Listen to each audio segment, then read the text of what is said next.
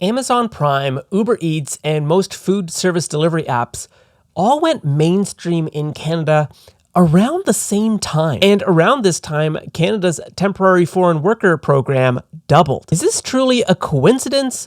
Or are we designing a country where the future is based on migrant labor fueled by big tech and all these apps? So let's start off with the basics. Canada is facing a population cliff. I've mentioned this before, but our fertility rate is around 1.2 to 1.3, and 1 in 5 Canadians are over the age of 65. So we have more workers leaving the economy, and we don't have enough workers entering the economy because not enough Canadians are having kids. Now, this issue is not unique to Canada. It's been seen in other G7 nations, Italy, Japan, etc. But what is unique to Canada is our reliance on immigration. You see, immigration counts for the majority of our population growth. In fact, I believe in 2023, 98% of our population growth came from immigration. And as we march forward, economic immigration, people coming here with qualifications, skills, money in the bank, they're occupying a smaller and smaller percentage of total immigration. As Canada has seen our temporary foreign worker program explode.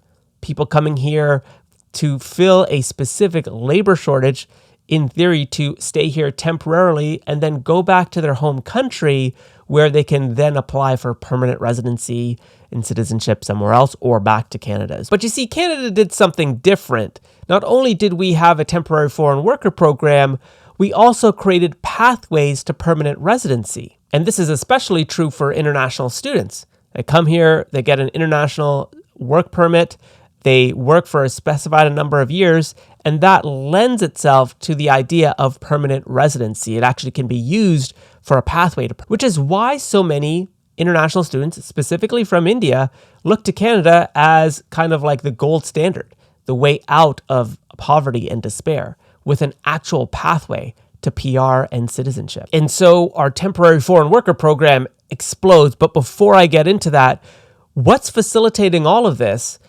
is our phones and our mobile networks. Between 2015 to 2018, phone chips got like hundreds of times better. It was the case for a period of time where if you had an Apple iPhone, you had a premium phone. It was like the cream of the crop. It had the best apps. It was very snappy. But Android phones caught up very quickly. And between the years 2015 to 2018, it seemed to not matter anymore what brand of smartphone you had. The chips were all really good, the RAM, and at the same time, our mobile networks were getting a lot better. It was the case that some places had terrible internet or no internet altogether. But during this time, there was heavy investment in our mobile internet networks across the entire country. And our speeds went from like 2 megabits per second to 11 megabits per second. I know this is very techy, but what this means is super powerful smartphones could function at their best capabilities across Canada's mobile network. And it didn't matter what brand you had. And so around this same time, we see an explosion in Amazon Prime, Uber Eats, food delivery service apps all appearing on our phones. Now, the only way these apps could actually function is with a highly reliable mobile internet network and a relatively powerful smartphone. And the number of smartphone users in Canada went from like 70% to 80% to 90%, with most of that growth in older Canadians, which is very interesting. And here's the kicker. Our temporary foreign worker program grew from 350,000 in 2011 to 600,000 by 2019 to 850,000 by 2021. So during this time of mobile internet getting better and our smartphones getting better, our temporary foreign worker program grew dramatically alongside these other tech innovations. Now, I have a tinfoil hat moment to share with you, but before I do, a quick word from our sponsor. Folks, I love doing these deep dives. I love doing policy analysis. But what keeps me fueled is caffeine and really good coffee. And I hate to admit it, I am a bit of a coffee snob. So I'm actually delighted to share with you the coffee that I really enjoy, Welch Coffee. In these times of economic uncertainty, it's really nice to support local. Welch coffee is roasted right here in Toronto, and I'm very skeptical of all this cold brew coffee stuff that's happening right now because I just really enjoy a hot cup of coffee. But I must say, their cold brew espresso is so smooth. It's really good. And this is coming from a coffee snob. So if you enjoy local, you want to support local, and you really like your coffee, check out Welch Coffee. Link below for 15% off your order. Just use my coupon OpenMind. Now, back to the video. Okay, so I have this tinfoil hat moment that I wanted to share with you. I'm thinking of myself as a big tech executive. And I know that these apps are currently in development, and I've spent hundreds of millions on research and development, and I've tested it out in some cities across the US. And I'm seeing this explosion in users, and I just can't find enough people to fill the gaps of, say, an Amazon Prime, to actually deliver these packages within a few hours or a day. And so what I'll do is I'll go to different G7 countries and say, listen, I've tested these apps across a few cities. There's really good research and evidence to show that this can be a boon to your economy. Meaning, I can't find enough workers to work these apps. And what country wouldn't want more workers? They need more workers to pay more taxes.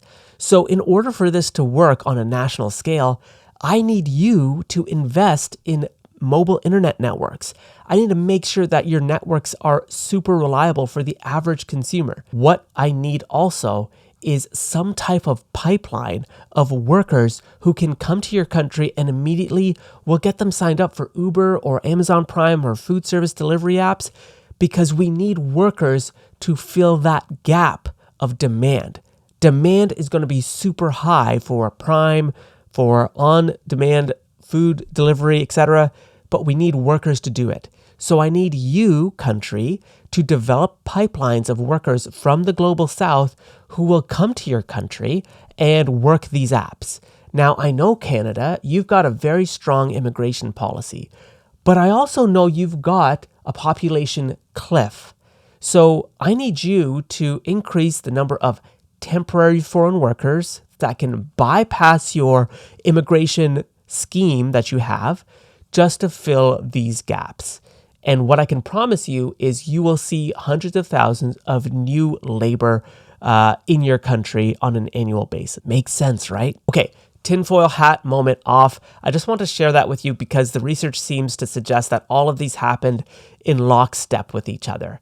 But this points to a bigger question of what kind of country are we building? Now, if we look at the future of Canada and our growth as fueled by migrant labor, these are people who are literally coming to Canada not to continue their professional degrees and professional careers, but are looking to Canada as a host country. They're looking to Canada to maybe see a pathway to permanent residency and citizenship. Until that moment, they're literally here just for labor. There's not really an investment in the future of Canada. We're just a host country and nothing more. And so migrant labor may not look to us as to help build our nation, whereas economic immigrants may look to Canada as a country where they want to build their future, build their family, have their kids enter into Canadian education. They're much more guided for nation building. And the media doesn't seem to be asking these tough questions, which is why we should be asking them right here. So I don't have all the answers, but I am building a community. So if you're liking this content, check out my video on the CBC and how we've given them billions despite trust issues, or my other videos on social cohesion